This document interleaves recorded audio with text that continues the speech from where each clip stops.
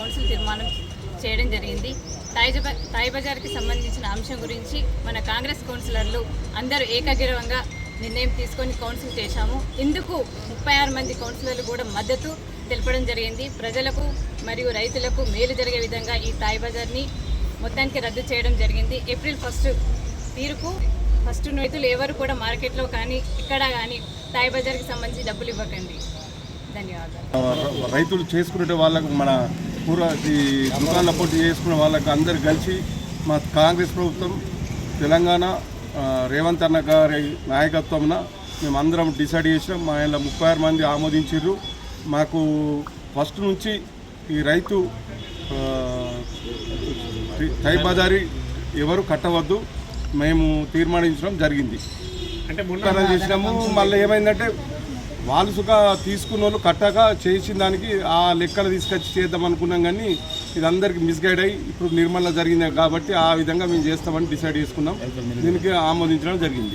రైతులందరికీ ఖచ్చితంగా ఆమోదిస్తాం, చేస్తామని ఖచ్చితంగా అంటున్నాం. రైతులకు మార్కెట్లో ఉండే బిజినెస్ వాళ్ళకు అందరికీ ఇది జరగాలని ఏప్రిల్ 1 నుంచి మేము అనుకున్నాము, జరుగుతుందని కోరుకుంటున్నాము.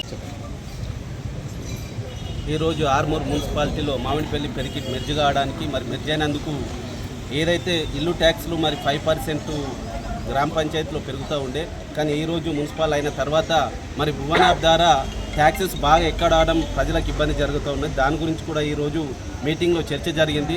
చర్చ జరగడం వల్ల ఎవరైతే బాగా కూడా ఎవరికైతే ట్యాక్సెస్ వస్తారో వాళ్ళు మన ఇక్కడ అక్షయశారని ఇన్స్పెక్టర్ గారు ఉంటారు, వాళ్ళకు దయచేసి కలిసి మీ యొక్క పరిష్కారానికి మా కౌన్సిలర్లందరం కూడా ఈరోజు తీర్మానం చేయడం జరిగింది. మామిడిపల్లి పెరికిట్లో ఏవైతే ట్యాక్సెస్ వచ్చిన ప్రజలు ఎక్కడ కూడా ఇబ్బంది చెందకుండా ప్రజలకు మేలు జరిగే విధంగా కౌన్సిల్ కాంగ్రెస్ పార్టీ ఆధ్వర్యంలో ప్రజలకు మేలు జరిగే విధంగా ఉంటుంది. కాబట్టి ఎవరైనా ఇల్లు ట్యాక్సులు బాగా వచ్చిన వారు మన అక్షయ అనే ఇన్స్పెక్టర్ గారు ఉంటారు, వాళ్ళకి కలిసి మీ ఇల్లుని కొలత చేసుకొని మళ్ళీ రివైజ్ చేసుకొని మీకు తగ్గే విధంగా కూడా మేము కూడా మీకోసం ప్రయత్నం చేస్తామని తెలియజేస్తాము.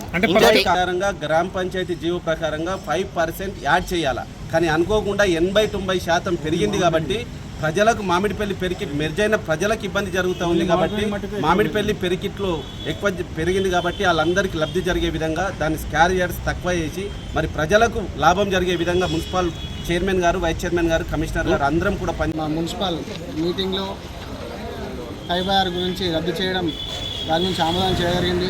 కాంగ్రెస్ పార్టీ అంటేనే రైతుల పక్షపాతం కాబట్టి రైతులకు ఎప్పుడు మేలు జరిగే విధంగా, అలాగే చిన్న సన్నకారు వ్యాపారులకు కూడా ఇబ్బంది కావద్దనే ఉద్దేశంతో దీంట్లో ఏంటంటే తాయి బజార్ వేలం వేస్తున్నారు, కాకపోతే దానికి తగిన అమౌంట్ కట్టడం లేదు కాబట్టి మేము ఈ నిర్ణయం తీసుకొని ఇవాళ రైతులకు మేలు జరగాలనే ఉద్దేశంతో రైతులందరూ కూడా మాకు చెప్పడం జరిగింది. దీంట్లో తాయి బజార్ విషయంలో కొంచెం ఇబ్బంది, దాని దృష్ట్యానే మేము ఇవాళ తాయి బజార్ని రద్దు చేయడం జరిగింది.